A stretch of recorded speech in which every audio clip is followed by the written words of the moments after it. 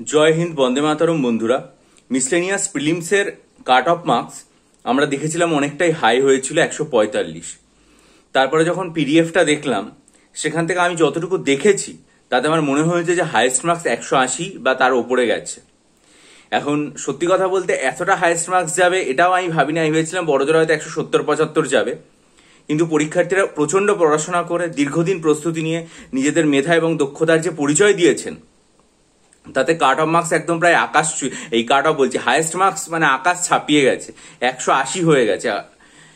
আপনারা বলবেন যে ব্যাপারটা আমি ঠিক দেখেছি কিনা, মানে তার থেকেও নম্বরটা বেশি আছে কিনা, মানে 180-র ওপরেও আরো কেউ পেয়েছে কিনা, এটা আপনারা আমাকে একবার জানাবেন। তাহলে ব্যাপারটা মোটামুটি কনফার্ম হয়ে যাবে। কারণ এতটা নম্বর পাওয়া পরীক্ষার্থীরা এবার মেন পরীক্ষায় অবতীর্ণ হতে চেয়েছেন, সুতরাং মনে করাই যায় যে মেন পরীক্ষার ক্ষেত্রে যে প্রতিযোগিতা সেটা আর কি মানে অনেক বেশি হবে। সুতরাং এই প্রতিযোগিতায় যদি আপনারা সফল হতে চান এবং তার জন্য যদি মনে করেন ডেসক্রিপটিভ বাংলা, ডেসক্রিপটিভ ইংরেজি, ডেসক্রিপটিভ কারেন্ট অ্যাফেয়ার্স এবং ডেসক্রিপটিভ অ্যারিথমেটিক্যাল স্টাডি মেটেরিয়াল আমার থেকে নেবেন, তাহলে আমার মানে পোস্ট সেকশনে দুটো ভিডিও লিঙ্ক দেওয়া আছে, দেখবেন সর্বশেষ পোস্টে, যেখানে আমি স্টাডি মেটেরিয়াল কিভাবে তৈরি করেছি এটা বিস্তারিতভাবে বলেছি।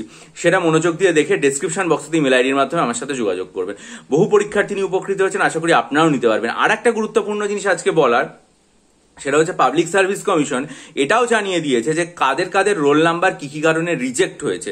মোট 49 জন পরীক্ষার্থী তাদের ওএমআর শিট আর কি মানে রিজেক্ট হয়ে গেছে এবং তারা আর পরীক্ষায় বসতে পারলেন না বা পাশ করতে পারলেন না। সেগুলোর কারণও বলা হয়েছে, যেমন ক্যান্ডিডেট ওএমআর এ সাইন করেনি, এটা একটা কারণ। আবার বুকলেট শিট মেনশন করা হয়নি ওএমআর শিটে ক্যান্ডিডেটের মাধ্যমে, এটাও একটা কারণ। আর booklet series encoded in OMR sheet by the candidate and invigilator also attendance sheet by the candidate are mismatch। অর্থাৎ এই যে কোডিংটা সেটার মধ্যে একটা মিসম্যাচ হচ্ছে। আবার booklet series on the OMR sheet left blank by both candidate as well as invigilator, অর্থাৎ এটা এনকোড করা হয়নি।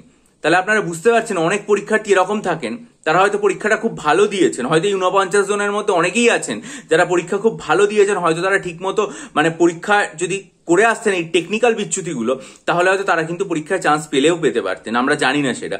কিন্তু এই যে প্রযুক্তিগত ত্রুটি বিচ্যুতিগুলো, এই যে 4টে কারণ পাবলিক সার্ভিস কমিশন উল্লেখ করে দিয়েছে গ্রাউন্ড 1, 2, 3, 4 করে, সেগুলোর জন্য আপনারা কিন্তু মানে সিলেকশনটা পাওয়া গেল না। এই টেকনিক্যাল কারণের জন্য না পাওয়া এটা খুব দুঃখজনক।